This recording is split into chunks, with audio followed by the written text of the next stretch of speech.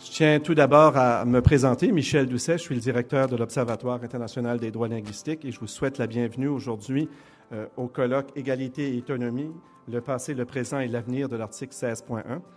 Vous savez que cette semaine a marqué le 20e anniversaire de l'inscription de cette disposition importante dans la Charte canadienne des droits et libertés. Et aujourd'hui, on va avoir l'occasion pendant la journée de réfléchir à la portée de cette disposition, également les raisons qui ont mené à l'inscription de la disposition dans la Charte. Dans l'accord du lac Meach, on disait que l'interprétation de la Constitution du Canada doit concorder avec deux choses. A, la reconnaissance de ce que l'existence de Canadiens d'expression française concentrés au Québec, mais présents aussi dans le reste du pays, et de Canadiens d'expression anglaise concentrés dans le reste du pays, mais aussi présents au Québec, constitue une caractéristique fondamentale du Canada. L'affirmation solennelle par l'Assemblée législative de l'égalité des deux communautés linguistiques du Nouveau-Brunswick sera un facteur majeur de progrès pour les années à venir, car il existe sur le territoire du Nouveau-Brunswick une Acadie de plus en plus animée et désireuse d'émancipation. Cette aspiration bien légitime qui s'appelle autonomie, loin de semer les germes d'une éventuelle division de notre province, contribuera au contraire à l'unifier en accentuant le caractère unique de notre société biculturelle que ce projet de loi veut affirmer. Mais malgré ces débats, parce qu'il y a eu des débats assez acrimonieux au sein de la société néo-brunswickoise, la loi sera finalement adoptée à l'unanimité le 17 juillet 1981.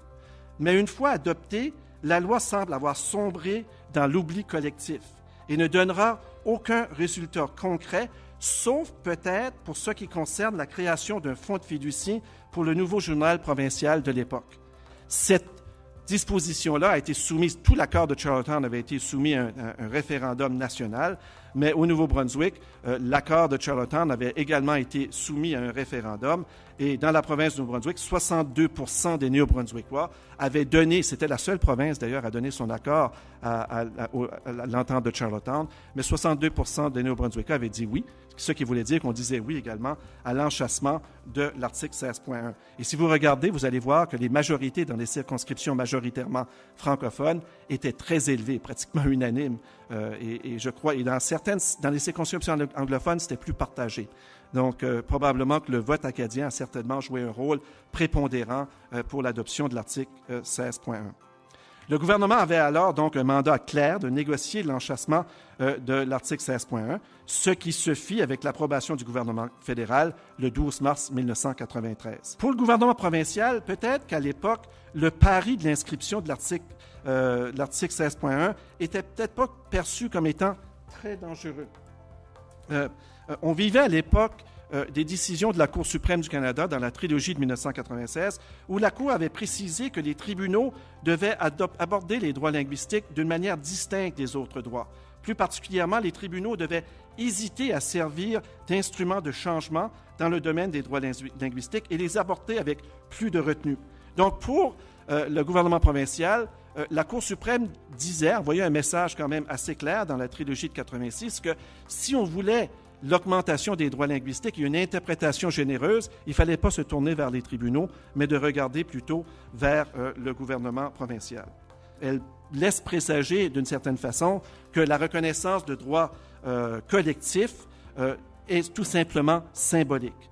Pourtant, les principes constitutionnels de l'égalité des langues officielles et de l'égalité des deux communautés de langue officielle et de leur droit à des institutions distinctes ne devraient-ils pas constituer la fondation sur laquelle est construit le régime des garanties linguistiques au Nouveau-Brunswick? L'objet de 16.1 est clair. Elle vise à maintenir les deux communautés de langues officielles et les cultures qu'elles représentent et à favoriser l'épanouissement et le développement de ces communautés.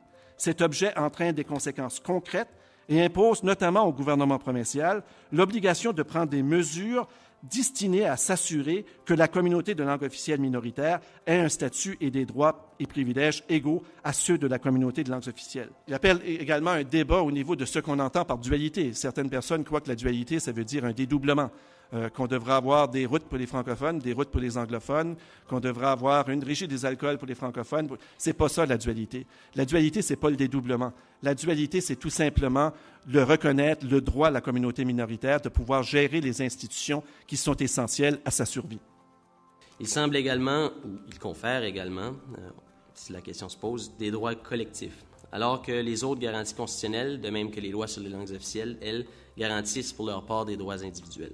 Nous espérons, autour de cette interprétation, susciter un débat sur la place qu'occupe aujourd'hui l'Acadie, non seulement au Nouveau-Brunswick, mais au sein de la société canadienne tout entière. Pourquoi 63? Parce qu'en 63, constatant une crise qui allait mettre l'intégrité du pays en jeu, le gouvernement Pearson crée la Commission royale d'enquête sur le bilinguisme et le biculturalisme. Son mandat est, je cite, de faire enquête et rapport sur l'état présent du bilinguisme et du biculturalisme au Canada et de recommander les mesures à prendre pour que la Confédération canadienne se développe d'après le principe de l'égalité entre, je mets l'emphase sur les deux peuples qui l'ont fondée. Ça semble être une politique de reconnaissance visant à apaiser le conflit social plutôt qu'une reconnaissance politique qui mènerait à des résultats concrets.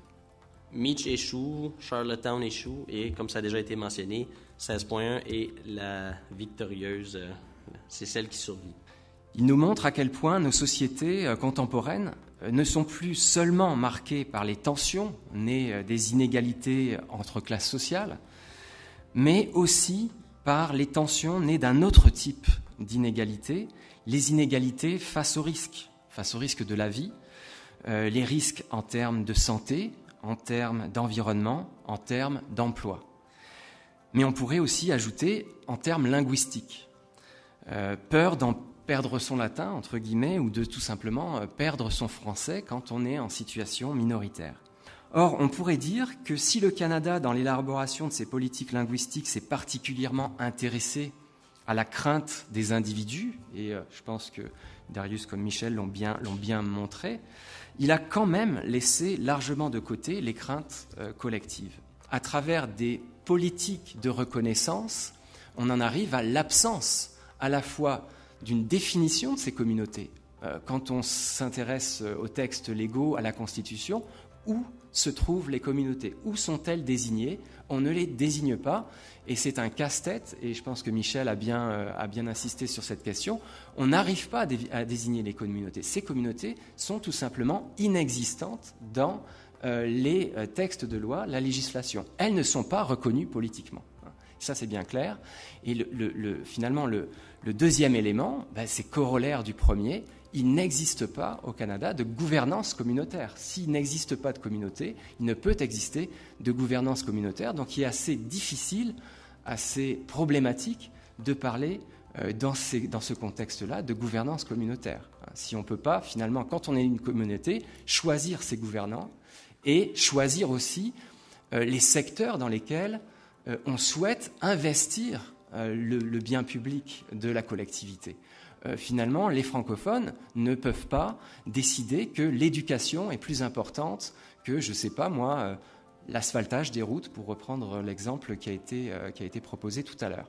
Il n'y a pas cette capacité de décider l'endroit qui est le plus essentiel, le plus vital pour la communauté. Et ça, c'est un problème majeur au Canada. Pour ce faire, donc, la Cour suprême nous enseigne que dans le contexte d'une interprétation fondée sur un objet culturel, réparateur et égalitaire, eh bien, le gouvernement doit nécessairement agir de façon à favoriser au mieux le développement et l'épanouissement des communautés de langue officielle. Un service gouvernemental ne se limite pas seulement à recevoir le service en disant « oui, bonjour, je peux vous servir en français », mais ça va beaucoup plus loin que ça. C'est-à-dire que lorsqu'un programme correspond aux besoins d'une communauté, eh bien, si on veut avoir l'égalité réelle, eh bien, l'égalité réelle exige que le gouvernement fasse le même travail par rapport à la communauté francophone, c'est-à-dire que le gouvernement en arrive à développer un programme qui corresponde aux besoins, aux réalités de la minorité linguistique. Donc, vous voyez l'importance ici d'avoir un droit individuel à dimension collective, puisque non seulement on a le droit de se faire servir dans sa langue, mais lorsque ça touche des choses qui est très, très important par rapport à l'identité, par rapport à la culture de la minorité, eh bien, ça peut impliquer que cette minorité-là doit être consultée également dans la mise en œuvre du programme. Bref, si je résume le continuum, donc, on a des services, j'ai utilisé le terme service de façon très large, là. On a le droit donc à des services égaux dans notre langue qui ne citent pas un contenu distinct. Vers le milieu du continuum, on a le droit à des services égaux distincts offerts par le gouvernement, mais qui répondent à nos réalités identitaires et à nos besoins prioritaires, ce qui nécessite évidemment d'être consulté et qui va dans l'esprit de l'article 3 de la loi 88. Et enfin, on a droit à des services égaux dans notre langue, offerts par des institutions distinctes sur lesquelles nous devons exercer un pouvoir de gestion et de contrôle. La décision Charlebois. Et il est très intéressant que la Cour d'appel du Nouveau-Brunswick avait déjà, dès ce moment-là, dès 2001, bien saisi le sens de 16.1, autant le volet individuel, même si on parle souvent du volet collectif, donc de l'aspect individuel à dimension collective de nos droits versus l'étendue possible des droits qui s'en vont vers des droits collectifs. Si à l'origine, les droits linguistiques étaient de nature purement individuelle, l'article 16.1, l'interprétation judiciaire et d'autres évolutions législatives et constitutionnelles ont fait des droits linguistiques un régime linguistique de droit collectif. Le principe d'interprétation que Beaulac pose, c'est un principe qui reconnaît le lien entre la liberté individuelle de choisir et le contexte dans lequel on fait ce choix. C'est-à-dire qu'il faut que le gouvernement mette en place des mesures positives pour que le choix individuel soit réel. Est-ce qu'on justifie toujours ce qu'on revendique par rapport à un droit qui nous est accordé? Ça, dans l'imaginaire, puis dans le développement d'un projet collectif, ça peut limiter nos aspirations dans la mesure où on s'en tient juste à ce que le droit semble vouloir nous accorder et on ne va pas au-delà de ça, puis on ne se demande pas qu'est-ce qui serait vraiment mieux pour nous en tant que communauté minoritaire. Puis ensuite, on regardera qu'est-ce que le droit peut nous permettre de faire. Si on regarde même en éducation, on peut même se poser la question aujourd'hui, est-ce qu'on contrôle et on gère nos institutions d'éducation? Je crois que, évidemment, à ce niveau-là, il y a des problèmes également. Donc, la question est très bonne, mais je crois que la poser, s'ils répondent, c'est que non. Le fait de reconnaître une certaine autonomie en termes de pouvoir sur certaines institutions fait en sorte que le gouvernement ne peut pas, lui, fixer un cadre institutionnel qui permet de vivre cette autonomie-là. Cela étant dit, la Cour a bien précisé que ce cadre institutionnel-là, que le gouvernement peut établir, il doit le faire dans le respect des exigences constitutionnelles, ce qui veut dire le droit à l'autonomie dans tout ce qui touche la langue et la culture. La responsabilité financière, on l'a vu dans différentes décisions également par rapport à l'article 23, eh bien, le gouvernement peut se voir obligé justement de débourser les ressources, de remettre les ressources nécessaires pour qu'on puisse vraiment exercer nos droits reconnus dans la Constitution. C'est tout simplement ce que la Cour suprême a voulu dire lorsqu'elle a dit qu'ils sont ni négatifs ni positifs. Ce qu'elle veut dire, c'est que les droits linguistiques ne sont pas des droits fondés uniquement sur l'accommodement.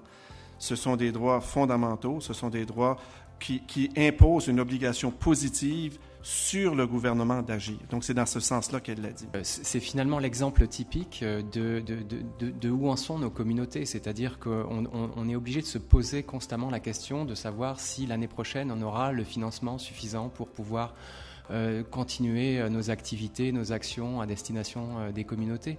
La question de l'autonomie financière, indirectement, c'est poser la question de l'autonomie politique, tout simplement. Et cette question-là a été progressivement évacuée de tous les débats. Encore une fois, on ne situe les débats qu'à l'intérieur du cadre canadien, c'est-à-dire à l'intérieur du cadre légal, finalement, dans lesquels nos communautés évoluent. Mais on pourrait au moins se poser la question de savoir si ces cadres légaux sont suffisants pour assurer le plein épanouissement de nos minorités linguistiques. Et dans le cas actuel, j'ai pas vraiment l'impression que ce soit suffisant.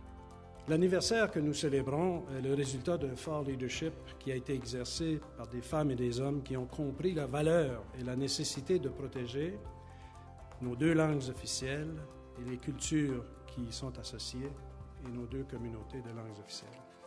Ils ont compris que des institutions distinctes n'étaient pas un signe de division. Au contraire, c'est un signe de respect afin de favoriser l'épanouissement de nos deux groupes. La particularité de l'article 16.1 est qu'il doit être orienté vers l'action. Ce n'est pas, selon moi, une simple déclaration de principe de la part du Nouveau-Brunswick. C'est un engagement à agir afin, d'une part, de maintenir les deux langues officielles et les cultures qui y sont associées, et d'autre part de favoriser l'épanouissement de nos deux communautés linguistiques officielles. Cette disposition confirme sur le plan législatif l'obligation positive d'agir pour le gouvernement provincial. Par ses engagements législatifs et constitutionnels, le Nouveau-Brunswick a accepté qu'il est de son devoir de prendre toutes les mesures favorables au maintien et au développement de nos communautés de langues officielles. Il reconnaît ainsi que les deux langues et les deux cultures véhiculées par ces communautés constituent l'héritage commun de tous les Néo-Brunswickois et qu'elles doivent trouver un climat propice à leur développement. Nous le savons tous, l'égalité sur le plan juridique ne signifie pas nécessairement une égalité dans les faits. Voilà où l'action politique, collective et citoyenne doit se jouer. Tous conviendront que les politiques, les lois, les règlements sont des instruments essentiels pour protéger et promouvoir les droits linguistiques des minorités. Des progrès notables ont été réalisés grâce à ces instruments. Toutefois, et nous conviendrons tous que la vitalité d'une langue ne repose pas seulement sur ses outils, tout aussi importants qu'elle soit. Qu'est-ce qu'est le bilinguisme? Qu'est-ce qu'est l'égalité réelle par rapport au bilinguisme? La dualité, exactement, qu'est-ce que ça veut dire?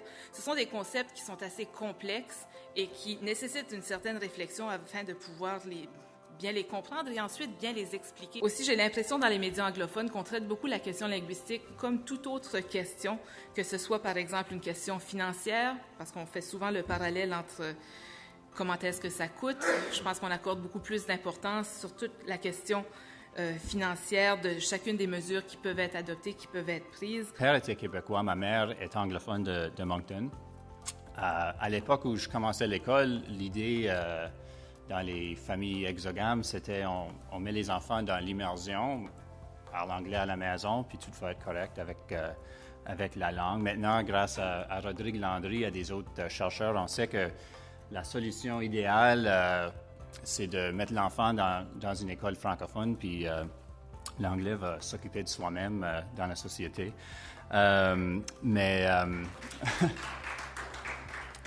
Sur comment le caucus conservateur a réagi à la décision Charlevoix, puis il m'a dit que les députés anglophones ne comprenaient pas tellement bien le contexte de la décision, mais les députés francophones lisaient chaque mot.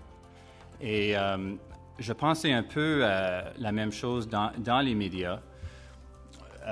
Je pense que s'il y a un problème avec comment les médias anglophones traitent le sujet de bilinguisme, dualité et la charte, c'est pas tellement animosité, mais un manque de compréhension. Alors, quand on voit dans les lettres aux journaux qu'on devrait avoir un référendum sur cette chose-là, je pense que c'est la responsabilité des journalistes de clarifier les faits qu'il y avait un référendum sur cette question-là, puis c'était accepté. Quand on voit un éditorial dans un journal qui dit sur le sujet de la dualité en santé, « Let them go to court, let them sue », je pense qu'on devrait peut-être expliquer que la décision Beaulac probablement garantit que s'ils vont en cours, qu'ils vont gagner. La section nouvelle au Telegraph Journal s'appelle « Actualité ». Ils ont donné un nom français, mais il faut se demander si c'est une geste vide quand on voit la manque de compréhension dans les éditoriales, dans les textes du journal. C'est intéressant à noter que quand Louis Robichaud est mort, le Telegraph Journal a publié une éditoriale où ils ont dit « We were wrong » sur le sujet de chance égale. On ne voit pas ça trop souvent. 2 ans plus tard, ils étaient opposés encore, mais... Nous, notre billet favorable, si vous voulez, ou notre rôle de défenseur des questions linguistiques au Nouveau-Brunswick et en Acadie, c'est très clair. C'est dans notre politique d'information. On ne prétend pas qu'on est objectif sur cette question-là. Je crois que nos lecteurs, nos abonnés et tous ceux qui nous observent seraient bien déçus si ça ne faisait pas partie de notre politique d'information. À la fin, c'est aux politiciens, à ceux que vous avez élus, qui revient la tâche de mettre en œuvre ce que la Charte canadienne des droits et libertés nous dit et ce que l'article 16.1 représente pour nous tous au Nouveau-Brunswick. C'est pas parce qu'on offre des services ou on offre à une communauté de pouvoir s'organiser, que ce soit au niveau de ses lois ou au niveau de sa culture, qu'on enlève nécessairement quoi que ce soit à une autre culture. Ce discours-là, selon moi, est un discours faux. C'est un discours qui n'est pas supporté certainement par notre parti. Que c'était pas seulement une déclaration de principe de la part du Nouveau-Brunswick. C'était un engagement d'agir, de maintenir et de faire en sorte que les deux langues officielles et les cultures qui étaient associées soient épanouies, mais soient aussi qui procèdent à l'avancement. Il faut procéder à l'avancement des deux cultures linguistiques. Qu'on parle d'un plan de rattrapage en santé ou qu'on parle d'une école anglophone à Tabusintac, c'est important de faire en sorte que nos obligations, qu'on les mette en jeu. Et certainement, cette position-là est certainement celle de notre parti. Le Parti libéral du Nouveau-Brunswick réalise que le cheminement menant à l'enchâssement de l'article 16.1 a été long et ardu et fera tout en son pouvoir pour maintenir l'intégrité et le principe de ce dernier. Et ça ne devrait pas non plus servir d'excuse à la classe politique de ne pas continuer à avancer, même si c'est vrai qu'on peut des fois se plaindre d'une certaine judiciarisation, que le fait qu'il y a des causes devant les tribunaux, il y en aura pour des décennies à venir, que comme communauté, il nous reste un rôle à jouer, il faut continuer à jouer ce rôle-là. Parce que les politiciens, ça compte pour eux et elles ce que la communauté pense, ce qu'elle croit réellement. C'est-à-dire que chaque personne et les peuples doivent recevoir à la fois le droit et l'occasion de développer son plein potentiel des personnes et des peuples autonomes. Pour nous, le projet de loi 88 et l'article 16.1 reflètent ces principes. L'interprétation de dualité est très différente entre les anglophones et les Acadiens. Beaucoup de les anglophones n'avons pas des idées de le concept de dualité. Du côté des anglophones, il y a beaucoup de travail à faire, bien sûr. Il faut que nous commençons, pour moi, avec les jeunes. Par exemple, le programme d'immersion en français devrait commencer à la maternelle. C'est mon idée. Le programme d'immersion aussi doit exposer les élèves à la culture acadienne. Pour certains, il s'agit du respect des droits individuels. Les droits individuels dans la livraison des services sont primordiaux. Mais pour que les communautés puissent évoluer, pour qu'elles puissent contribuer à l'essor culturel et économique de la province, il leur faut leurs institutions et en avoir le plein contrôle pour qu'elles reflètent leur réalité. Une province juste répond aux besoins de ses membres, tant individuels que collectifs, pour leur permettre de développer leur plein potentiel, de s'épanouir et d'assurer leur avenir, tout en assurant l'avenir de leur province fort, unie et officiellement bilingue. Fondamentalement, c'est là l'essence de la section 1 de l'article 16.1 de la Charte canadienne des droits et des libertés. La mise en œuvre de l'article 16.1 passe nécessairement par la langue, par l'apprentissage de sa langue et la langue de l'autre. Nous devons assurer que les Néo-Brunswickois sachent ce que la loi 16.1 implique. Il faut que nous cessions de croire que les droits d'une communauté se font au détriment de l'autre.